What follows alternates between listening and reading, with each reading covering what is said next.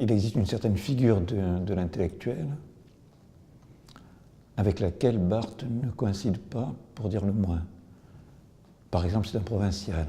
Il vient du Grand Sud-Ouest, qui est une région périphérique, obscure, qui n'a jamais donné rien ni personne.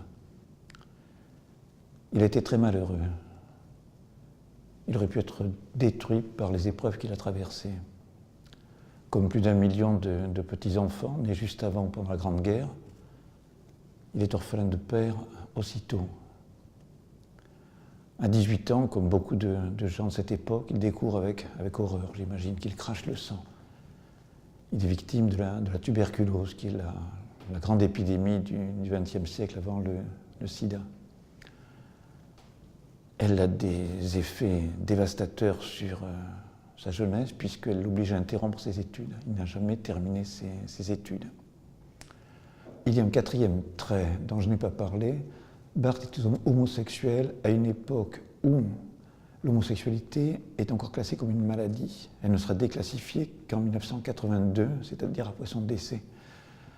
Il suffit de se rappeler ce qui s'est passé il y a très très peu de temps à propos du mariage pour tous, pour prendre la mesure de la menace qu'il a pu sentir peser sur lui sa vie durant. Il a même dit, sans trop y insister, que le trait fondamental de son caractère, c'était la vulnérabilité. Ce sont les gens à histoire, ce sont les gens inquiets qui inventent. Les autres sont mollement adossés à des certitudes qui les dissuadent ou simplement les dispensent de chercher au-delà. Toute recherche a un prix, se paie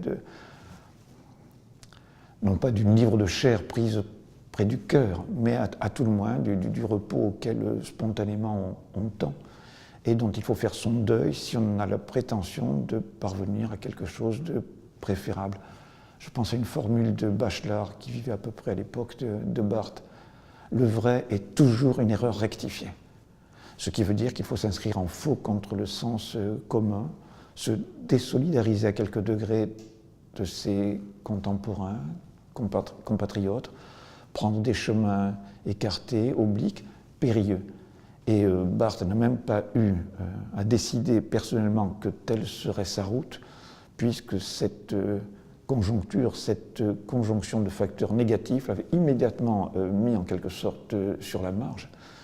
Et c'est cette situation négative, marginale, qui lui était imposée par les circonstances, qui a pu l'inciter par une sorte de juste retour des choses, eh bien, de s'enfoncer dans ce pays de la pensée qui demeurait inexploré, et de nous livrer, lorsque ce fut pour nous le moment, des vérités à la fois paradoxales, exaltantes, et qui coïncidaient assez bien avec le sentiment neuf que nous avions d'entrer dans une ère nouvelle.